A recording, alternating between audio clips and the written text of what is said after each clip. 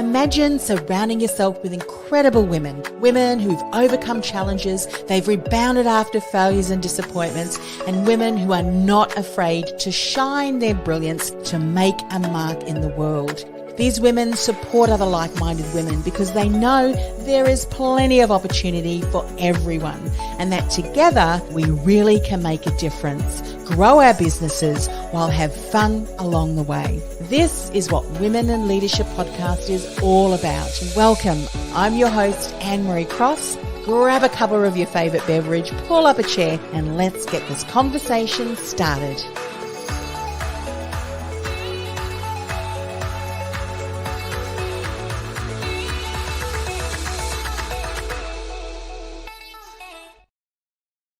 And welcome to another episode of Women in Leadership Podcast. Now, my guest today says women face a powerful barrier that we must break through to make it into bigger leadership roles. But guess what? It is not a glass ceiling. It is the mirrored door. Now, joining me to talk more about that is Ellen Taaffe. She is a clinical associate professor at the Kellogg School of Management, and she teaches personal leadership insights, and she's also the director of the Women's Leadership Program. She has spent 25 years with Fortune 500 companies, holding the top brand management posts at divisions such as, and you'll recognize these companies, PepsiCo, Royal Caribbean, and Whirlpool Corporation. Now, she also serves as an independent board director for 2 public and 1 private company boards, where she runs a leadership advisory consulting as well. She does speaking, coaching, and she's also a TEDx speaker. She has so many insights to share around leadership, careers, and advancing women, as well as inclusion through her writing and speaking in media, such as Harvard Business Review, Forbes, Business Insider, Washington Post, Bloomberg, and Kellogg Insight. And we have the privilege and honor of spending some time with her today on the show. Now, specifically on the show, Ellen's going to share 5 strategies that help women succeed, but also unintentionally sideline them. Wonder what they are. She's going to talk about how childhood expectations help women succeed academically, but they can carry self-judgment and hesitation later. How do we deal with that? And she's also going to talk about why women struggle to set boundaries in the workplace and how to overcome people-pleasing behaviors in our professional and personal life. I'm sure we can all agree with that as well. Welcome, Ellen. Hello, Anne-Marie. So glad to be here with you. Oh, absolutely. We've got lots to unpack today. But before we do, the mirrored door, I mentioned in the opening a quote that you say, it's not a glass ceiling that we need to break through. It's the mirrored door. Tell us a little bit. What's the mirrored door? Sure. So the mirrored door is this obstacle that many women face and encounter in our careers, where we face opportunity but reflect inward and think we're not ready or we're not worthy to move forward, whether that's raising our hand in a classroom or going for the next job. And we don't realize that we are more ready than we think, and busy ourselves with a lot of activities that don't always move us or propel us forward. I'm sure as you were sharing that analogy, we all can agree in one way or another through our lives, our professional or even personal lives, we have had instances where that's happened. So let's help us unpack what are these 5 strategies that help women succeed, but also can unintentionally sideline them. Let's talk about the first strategy. Sure. So the first one is preparing to perfection. And this is very powerful. It helps us to be successful. We become a go-to person. We deliver excellence. We're on time. We do it so frequently with a ton of preparation. And so what happens is it becomes part of our identity. We've delivered excellence, perfection.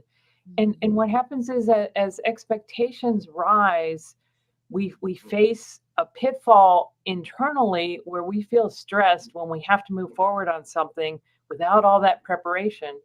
And there's also a perceptual pitfall in that others can see us as that person we want on the team, but not leading the team. We can be positioned as the worker bee who does all this analysis, all this preparation, but can't move forward to make decisions with less than perfect information, and Mm. struggles to delegate more fully and move forward and take risks, because we get so tied up in this identity that we really fear.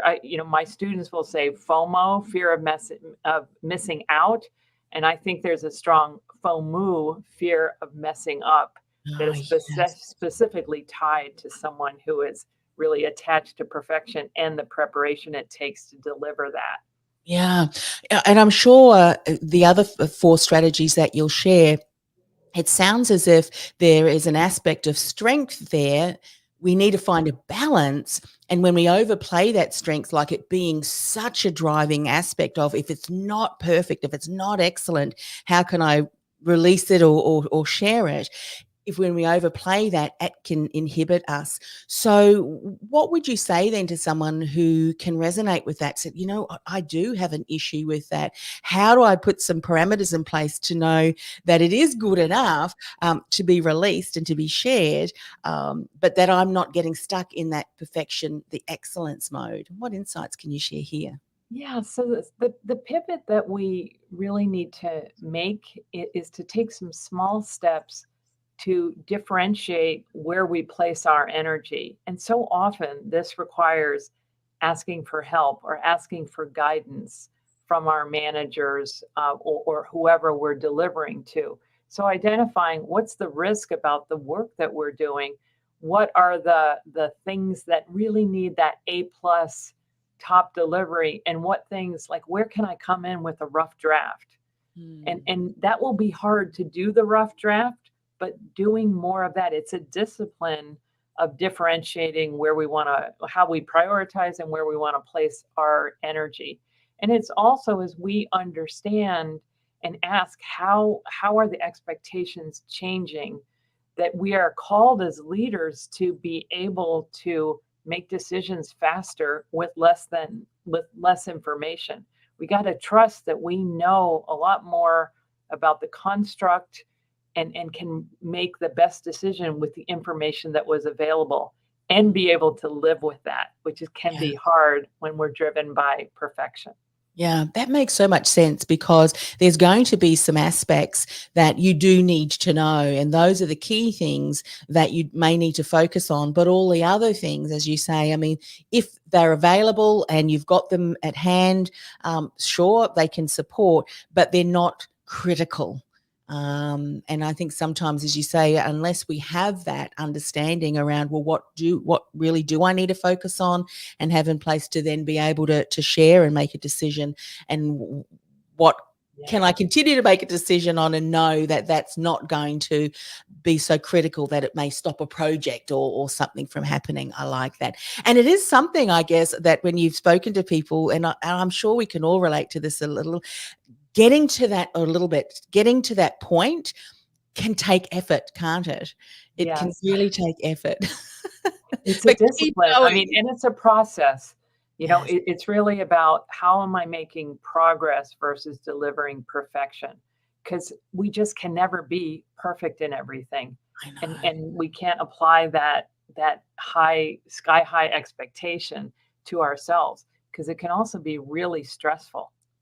So Yes. there's a And, personal when we trade-off look too. at this through the lens of some of the more what we might think of simpler things, like if you're doing a presentation and no matter how often you rehearse that thing, you can look back and watch yourself. And I bet you could pick 5 things up. I should have said this. I could have done that better. But you know what? It's a process of continual development and not being so critical on ourselves because, as you say, we can keep ourselves stuck. And if it's noticed by others in the team, then that may be why we're not being put forward our name.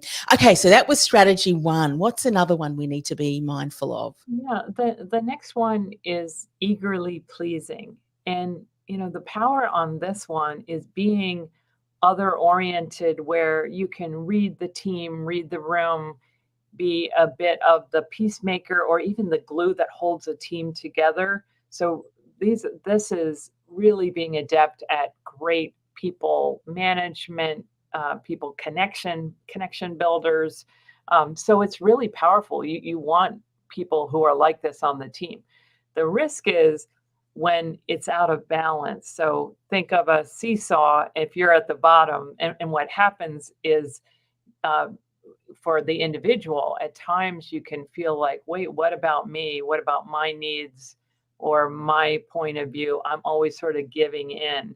And the perceptual risk is seen, you can be seen as someone who can't make tough decisions or make calls on things that not everyone's happy with, or you can't face conflicts or set boundaries. So it can be like an underlying sort of anger at this sense of what about me, but you can also be perceived as too soft when you really have this amazing talent of gathering people and motivating people too. So the real, pivot in this one is to, again, it's discipline and a process, and tapping into the care you have for other people Mhm. to be able to also trust in the relationships that you have, which are usually really strong, and Mhm. they can withstand disagreement or conflict. And you got to work on how do you communicate that. I have a whole chapter of each one of these in the book, but it's about how do you set boundaries in the smallest way possible, Yeah. where you set the boundary, you empathize, which comes with this sort of behavior as well. You empathize with whatever the give up is for the other person, and then you move into collaborating with how they'll get the thing done. Mm. So there's different steps we can take, but it's about tapping into our courage to raise our point of view too. And so often, um, people overthink and ruminate over what will happen to these relationships if we express displeasure, disagreement, conflict. And really, the best relationships, or the relationships we want to have, can withstand that. If not, are we really in a place where we want to be, where we can express what's really going on? Yeah, that's so important. And I recall some situations where women, and this is also too. I mean, there are some men. I've done the MBTI, and there's often the thinkers, and then there's the feelers. And often women have the feelers, and so the men are the thinkers. This is the decision we have to make, and that's it. When it comes to redundancies and sharing information with people, I mean, how many women struggled because it was like, what are their families going to do? And this is going to impact, as we all would, do. But as you said, there are things that we can do and approach the relationship that doesn't have us overgiving and feeling, because that emotion we can bring with us, can't we? If we're worried not only about the situation, how someone's going to react, but over everybody in that. I mean, that's a heavy weight for us, to carry in the workplace, or even if it's your own business, if you're worried so often about what impact it's going to have on your team, to the point where it's debilitating, isn't it? Yeah, absolutely. And I think if this is something that resonates for your audience, I would say tap into all that care that you have, Mm. to use it as you face difficult decisions. Use it to get input up front. And Mhm. then when you decide for the good of the whole or the good of the business, whatever the goals are, be transparent. There's care in being transparent about, here's what I decided and here's why. And that enables you, like, these are people who are very much liked, but it also adds a layer of being respected too, I that think is so. really so important as we build our careers. I love that you've distinguished that. There's a difference, isn't there, between being Yeah. liked and respected. And even if someone may not necessarily enjoy or want to hear what you have to share, if there's respect there, people can move forward if there's the right framework around that. And I would much rather have the respect than being liked, because Yeah. the like factor could change day by day depending on what's happening. And I Yeah. like that. I What's love the I love what third? you said Yeah, there, like, choose respect over being liked. exactly, Yeah. exactly. Um, what's number three? What's the third Yeah. strategy? So the next one is fitting the mold. And this is about reading the culture and seeing what success looks like and adapting to it. So it's very powerful. You can fit in quickly. You can feel accepted, and the intention is to feel like you belong. But if you're fitting in a way that is not honoring who you are, or you're hiding some of yourself, you can really start to feel like you don't belong. And what this can do is it can seed doubt of, did they really hire the real me? And it's also a give up for the organization, because they're not getting the real you. They're not getting your real opinions here. And so this is a tricky one. I am wearing blue tonight, but I so frequently in my presentations wear red, because I Mm. tell a story of where I was told to wear navy. And, I don't look great in navy. I am fair skinned, dark haired. And while that's kind of a thing of the past, I don't think people are telling others to not wear a bright color these days. Mm-hmm. There are other aspects of our identities that people question, can I show myself? I have worked with a Black woman who was interned at a company. And when she was considering going back, she was thinking about, can I wear my natural hair? There are other aspects of our identity, whether it's visible or not, that we're trying to figure out, can I be my real self Yeah. here? And this is one, really, the pivot is to consider, what are you up for? What's your comfort level in going against the grain, if it is going against the grain or the culture of a company, or do you want to look elsewhere? And people are at different times in their life. There have been times where I have joined a board and I'm the only woman, and I'm up for that, and I've gone in and changed the diversity within the board. But there's other times where I've seen an opportunity and I think, you know what, I don't want to go do that. I don't, it's an uphill battle for me. And so there's a real individual figuring out, where are you? Where's this culture? Is it movable? And, we really want to expand the mold or break the mold to Mm-hmm. have more people be able to thrive in organizations, where we get that full diversity of thought and experience that helps companies become more innovative and deliver better results as well. Yeah, that is so true. And I'm so glad that you shared that. When I worked in the career industry for many years, whenever I was doing interview coaching with a job seeker, and I worked with a lot of C-suite, I always reminded them, when you go for an interview, you are interviewing the organization as much as they're interviewing you, because if you have to change your core values, and often it's those core values and your skills and all of those things that make you, that are so unique and uncopyable by anyone else, for an organization to want you to hide that will often mean the best of you is not able to show up. And who wants to work in an organization where you cannot be the best of yourself? And sometimes it's the leader who doesn't. I've had clients who have actually hidden the gifting inside them because it didn't it made the leader look bad, because their staff were highly skilled. Wouldn't you as a leader want to have the best team around you, because everybody is best working together at their best? And so that's so true.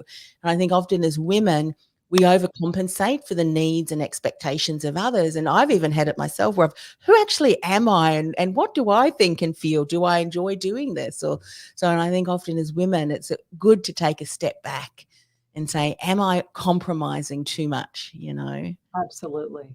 I Yeah. love that. And you know what? There's other organizations, and I've had interviews with women, Ellen, who have not found an organization, and they've got such a wealth of knowledge and expertise. They've started their own business, their own company, because I'm Definitely. sure that there are Yeah. others who are out there thinking there's got to be a better way. Maybe that better way is on your shoulders to start something Yeah. and create the environment that you wish other organizations had. Create that in your own organization, and I bet you will have an incredible team of people who will step up and say, yep, we want to work Absolutely. for you. Yeah. And I think that's really common. Like, if I can't find it elsewhere, I'm going to go create it, which is Yeah. another great path. Yeah. Something else that I want to share just in this instance too, because I have had a conversation with a number of people where you may have someone who does not necessarily want to open up their own business, but they have what we would call an entrepreneur ability. And that is that within an organization, to have the ability to be innovative and share ideas, it's a different kind of skill set. Organizations, you want to have entrepreneurs or an entrepreneur in various, you know what I'm talking about. Don't create such a structure that will stifle their skills and ability, because they will leave and you really can lose an incredible component of a team that can really continue to position your business at the forefront when it comes to innovation, change, and implementation of better systems or whatever it may be. So just thought I'd share that too. Okay, so that was number Great 3, I point. think. Number 2, what's the second strategy? So the fourth strategy is working pedal to the metal, and this is that working tirelessly, super results oriented, running right into the focus on deliverables, on execution, and that's a person who gets a ton done. So really valuable to the organization, in particular, on something that has not been done before or is facing a lot of obstacles. This is the person that we want leading that team. The risk with it, there's sort of a twofold risk with this, and that one of them is that we can be charging so far ahead that we can leave our team in the dust. And this is also where sometimes biases come up with people are expecting, we're ingrained to see women and expect them to be warm and men to be that results oriented competence. And we need to do both, clearly, in our careers. But many times when women are so focused on the results first up, they get a backlash of like looking for this other, wait, what about all the team spirit kind of thing? And so it's really important for women to sort of recognize, is this something that resonates with me? And have I shared with the team who I am and why I'm motivated to push forward like this? And it also takes management to sometimes call out reactions that wouldn't happen for a man too. The second part of this one, the pitfall of this, can at times also be burnout. So it's sort of charging so far ahead that this can be that common thing of like after a big project, someone gets sick. They are so charging forward. So, the pivots here in both cases are to pause, and it might be pause for self-care, to let other people take on more, to delegate more, but it also can be a pause to reconnect with your team and do a bit of an offset where, I use an example of a professor I work with who is totally, driven, focused on the results. And she opens up her class by sharing that I'm going to be the toughest professor that you have here. And the reason why is because I'm going to make you better than anyone you're going to work with after you graduate. And you know what? That gets her out of being considered as like, who is she to do this? And so it's a great way to sort of share, what are you motivated by? What's your intention here? And it stops a lot of judgment that comes with a woman charging ahead who might be called bossy or another B word that we don't want to hear. And so it's really important, that self-awareness, but also getting some feedback and getting a mentor as well to sort of help you to see if you've gone ahead of your team. Because as leaders, we need to create followers as well. It's so true. Be followers at our times as well. Yeah, that's such a great insight. I remember hearing a story about a woman leader who wanted the best for her team. So what she used to do was close the door and do all of the problem solving and the challenge handling behind a closed door, because she did not want to have that inhibit her team. And so feedback was, when the team was asked to feedback about her leadership style, she was horrified to hear that they felt that she was unapproachable because she was often behind a closed door. And it wasn't till she actually explained to them, oh, I do that because I'm often putting out fires and handling. That was just part of her role, her role. And I did not want that to inhibit into your environment. And so when they understood that, it was like, oh, it's amazing the perceptions that go around. And when you do have a little bit of that vulnerability and sharing all around the team, people have a different appreciation, and they're not seeing it through a misinformed lens, if you will. Yeah, that's such a great example because so often our intention does not equal the impact we're having. So it is important to get feedback or have that go-to person who can let us know how we're Yeah. doing or however she got that feedback, and good for her in that situation that she took it in. But there is the more we share our why behind how we approach things, it really helps others to follow our lead and to also say, hey, in that case, I want to help out and learn how to problem solve as well. And it Yeah. likely could lessen the workload too for someone who's pedal to the metal. Yeah, I hear of I could think of a humorous story. I mean, sometimes you see someone expression on their face, and I know that when I'm thinking, I often have this, like look on my face, and someone may think, oh, she's not agreeing with me or something like that. I said, no, I'm just thinking. So often we can look, are they looking really, horrid at me? They may be thinking, did I leave the jug on at home? You just don't know, do you?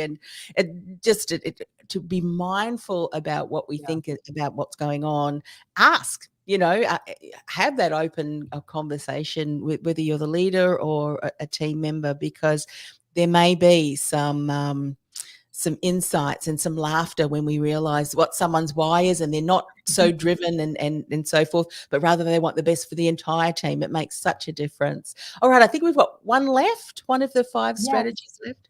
Yeah, so the last one is patiently performing, and this is awaiting to be noticed, and all of our hard work will pay off when they notice and finally promote us. And the good thing is we're not breathing down the neck of our boss to get promoted, so it's a good benefit for the boss. But the challenge is that the boss is busy, may not know what all we have accomplished, and may consider us to be less ambitious because other people, especially the guys, are likely in there saying, I want to get promoted or I want to get this project or whatever is sort of the thing that other people, go after. So, so often in this, and it I think is particularly true for women, there's a sense that this self promotion is somehow icky or feels like a negative thing, and we really have to reframe this into this is normal career planning. And we've got to tap in again to like what are our goals and how do we show a sign to our bosses or whatever decision makers are out there for our career, because if we don't, we are going to lose out. That it does. I'm not saying go in and constantly ask for a promotion, but it's important to make sure we're communicating what do we want in our career, to get feedback on how we're tracking, and also to share what we're accomplishing, where we can add value, and what kinds of things we might be interested in too. Yeah, most organizations, I would imagine, do have an opportunity for feedback. And that's a wonderful opportunity to be able to discuss, as you've said, where are some of the projects or where are some of the areas that you would like to grow towards. And often, if we're not clear on that ourselves, how are we able to communicate that with our leadership so that they know, oh, well, this particular person wants to go here. There may be opportunities for learning and development. But what you've just said in another area, which I think a lot of people don't do, or they didn't when I was in the career industry, is having your updated document of successes and achievements, whether you were involved, a team was involved. Have that what was happening, what contribution, you and a part of the team, and what was the result for the organization. I mean, that's going to be added to your resume anyway, but have the opportunity to be able to discuss it and say, hey, as a team, we need to celebrate this, or this is just so wonderful over the last quarter or 2 quarters. Reflecting back on that and being able to have discussions and have that awareness for your team as well as your leaders, I think is so, so important. Now, we're nearly at completion. I know we want to talk about childhood expectations, as you say, help people academically in their succeeding, but sometimes they can also carry self-judgment and hesitation later. How do we best position ourselves so that this does not happen, Ellen? Yeah, so I think that it's thinking through what were the messages that we learned growing up about relationships, about success, and so often those messages turn into beliefs that are still with us today. So, for example, the research would say that girls, most often we're socialized with our same gender, and girls learn cooperation and don't act superior, the tall poppy syndrome kind of thing, and get along and know how to build connections. So things that help us and also help teachers in a classroom. So it gives us a lot of approval and acceptance in the classroom, and we learn we can do hard work and get the grades. Boys frequently learn a more of a competitive way of interacting with each other, and in kind of upping each other and challenging each other before we're ready. And so while that must be hard for a boy growing up to be, thrown into challenges, they learn to move forward into something when they don't know they can do it. Girls rely and learn that they need to be certain before moving forward. And it helps in school, but then in the workplace, there's lots of gray area. And I think the guys, still have that. They've built that muscle around trying to go for something before they're ready. There's classic research of men going for jobs with 6 of the 10 criteria and women waiting for all 10. And I think that's rooted in some of the things we learn early on. And so I guess I would suggest think about what we learn, and does it help us, or does it hurt us? Yeah. Is it helping you or hindering you? I had to smile and chuckle in the inside when you talked about, kind of men being competitive. My husband and I go to our daughter, who's a personal trainer, it's twice a week. And yesterday we were lifting weights, and he just said, I'm just doing 10. And then he saw me and he picked the weights up and he did another 2. He said, I'm not going to have her, do 2 more than me. And then I said, well, I'm glad you told me, because I was only going to do 10 too. So I make sure I would do 12. I probably should have done 4 and said, well, I did 2 more. But it's that competitive nature. You just see it, I just see. But and again, the way that you've just shared that is it inhibiting us? Is something hurting us, and through that belief, or is it supporting us? And when we start to look at that with curiosity, it sure will identify some things that we think, maybe I need to change that a little bit. So yeah, it that was really sets us up at the mirror door, so we have an opportunity and we think, I'm not certain I can do this. And any new thing, we are not certain that we can do it, and not certain we can do it perfectly with perfect relationships and all of that. And so we really do need to take a page out of our male colleagues, book of going forward, knowing that we have the potential to do this well. yeah. We don't And you know already what? know how to do it. In some instances, you might try and learn and do something. You think, you know what? I've learned a bit more of it. I've tried my hand at it. You know what? They can have that, or that person can have that. Yeah, I'm just maybe. not built that way. So often we forget that as well. Let's talk about why women struggle to set boundaries in the workplace. We've talked a little bit about that, wanting to please other people. How can we overcome those people-pleasing behaviors?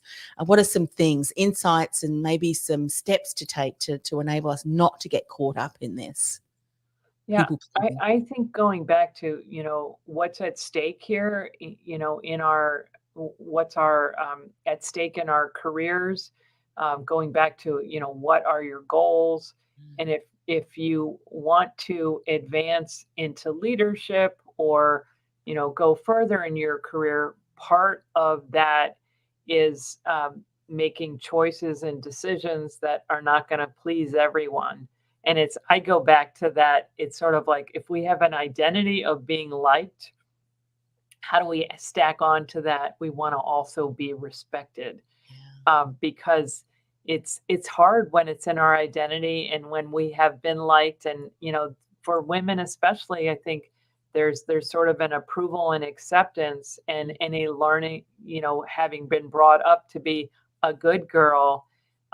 Some of the steps of leadership can feel like they're going to damage our standing or how others perceive us.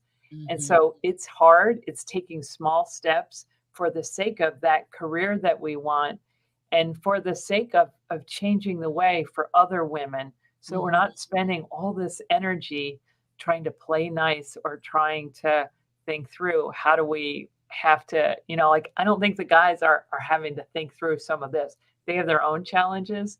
Yeah. But, there is if they're going to not like me because I made a good decision for the business, how do we not let that weigh on us? Because that might be a bit more of the workplace issue or the other people, if that's how they're going to operate. Yeah. And I would imagine that if someone is in an environment such as that, there are going to be other people who are in a similar situation. They're also experiencing that maybe in a different way, but that underlying unspoken thing, if you will, is happening that is causing that. And so often as women, we have to have the courage to be able to speak out, speak up about it. And, you kind of think, well, if I speak up and then everyone else is going to kind of know, yes, but I bet you as soon as you start to speak out, others will come to you. That's the same even in believe it or not, even with my husband, when in one of his workplaces, they would often, even when they were having Zoom meetings, they would go around the room. Does anyone have any questions? And no one would say anything. And my husband would say, well, actually, because he's always, I'm just going to say it as it is. A spade is a spade. Yeah. And then other people would, he would see comments or they would ring him. I'm glad you said that. I wanted to say something, but I was, too hesitant. Got to speak up, and I bet you there are other people there that are thinking, oh, yes, I'm glad you stood up and spoke for me. And you know what? If the organization continues to not listen, maybe, as you said in an earlier aspect, maybe that's not the best place for you to be. So we have talked about so many different insights, and I know that we've just scratched the surface, Ellen. So tell us a little bit more about how people can get in contact with you. What is the best way? Sure. So I am very active on LinkedIn. My book, The Mirror Door, Break Through the Hidden Barrier That Locks Successful Women in Place, is available likely wherever you buy books. And my website is ellentaaffe.com. So those are three ways to get a hold of me. I'm also on the Kellogg School of Management website as well. So fantastic. Thank you so much. Yeah. All of those ways. And of course, we're streaming live across a lot of different platforms, including LinkedIn. So just connect with Ellen over there or over on her website. Thank you so much for coming on the show. Thank you for having me, Anne-Marie. I really enjoyed our conversation. So did I. Thank you.